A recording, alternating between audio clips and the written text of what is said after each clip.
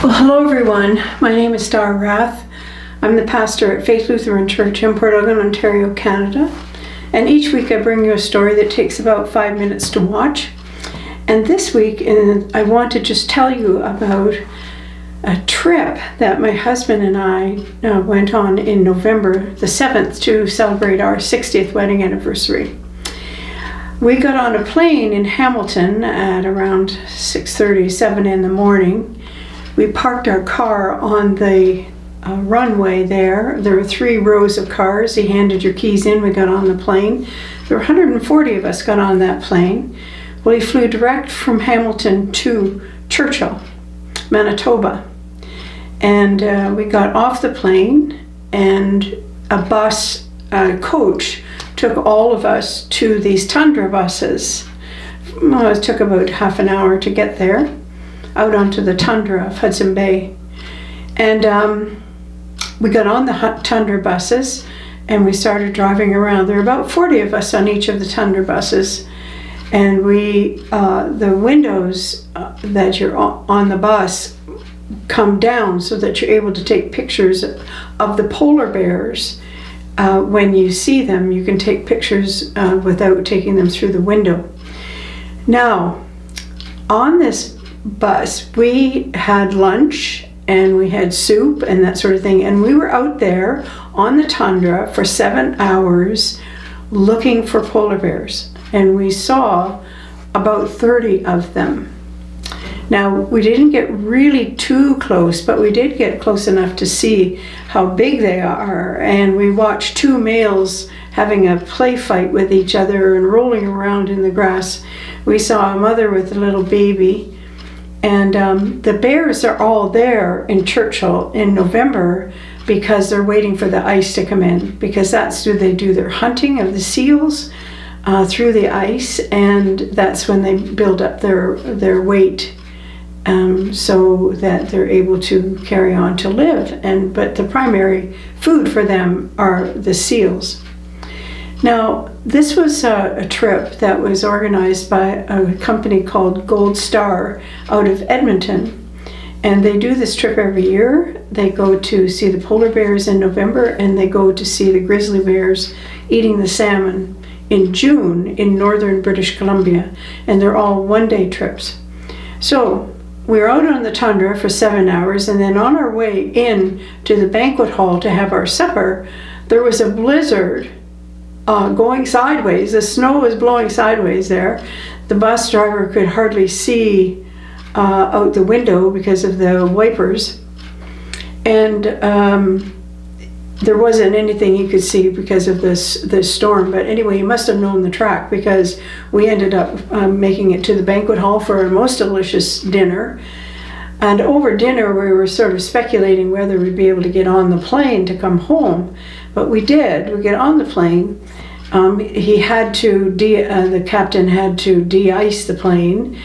And then we went down the runway very slowly. He was checking that runway all the way for snow and ice, etc. We got to the end. He turned the plane around and took off, and we arrived back in Hamilton at 2 o'clock in the morning. Now, we were a bit late, mainly because of having to de-ice and do all that kind of thing. Now, I want to tell you, the man who was driving the Tundra bus was like an encyclopedia about polar bears. He told us some things that we just couldn't believe or even imagine. And so me, being Mrs. Curiosity, when I got home, he told so many wonderful and interesting facts about these polar bears that I phoned the company and asked them about a book that I could buy that would help me to understand better the polar bears. And it would be this book here. It's called Polar Bears, A Comprehensive Guide to Their Biology and Behavior. And it's written by Andrew DeRocher, and the photographs in it are by Wayne Lynch. So it has tons of photographs in it. I'm going to just read a little section for you that I found very interesting, but that shows you what the writing is like in the pictures. And there's pictures on every single page, and of course information. So what I found fascinating is that the females do not ovulate until a sperm has gone into the uterus. Then once it's in there, she could mate with 5 different males, and so there'd be 5 little blastocysts rolling around in that uterus. And once this mother reaches a certain weight, like 650 pounds or 700 pounds, then gestation actually begins. Two of these blastocysts go into the lining of the uterus and start to form babies.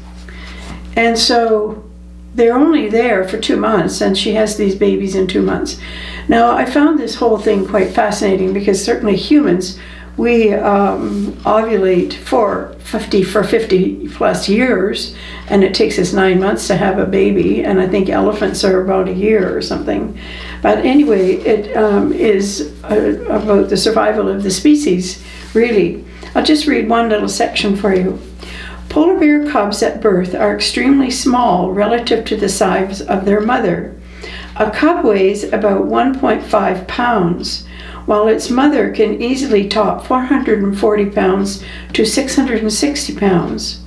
Cubs are born with their eyes closed and have short, density-spaced hair, about 0.2 inches long and 4,200 hairs per square inch. Being so small, the cub's surface area to volume ratio is high, making it difficult for them to keep warm. In essence, their small bodies cannot generate much heat, but they lose a lot through their skin. The reproductive ecology of polar bears yields insight into why cubs are so small at birth. Females conceive during early spring, often after separating from 2-year-old cubs that may still have been nursing. Females coming into the mating season are therefore unlikely to be in good condition, and they breed before the resources available for pregnancy have been accumulated. In autumn, a female, if she is pregnant, has acquired enough stored body fat, enters her den, and starts an extended fast. The only water available is snow. The female implants, gestates, gives birth, and nurses young, relying solely on fat stores. Isn't that fascinating? The other thing I learned, which is fascinating, is that in this book, it talks about evolution.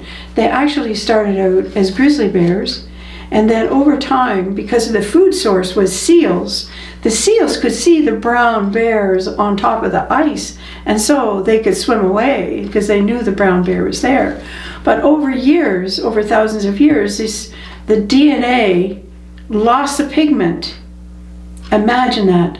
Lost the pigment, and they became white polar bears. I read all of this in this wonderful book.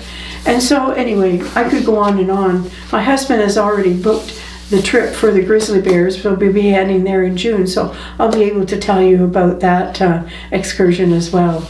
So anyway, isn't that fascinating? There's so many more things I could tell you, but I only have 5 minutes. So thanks for taking 5, and blessings on your day.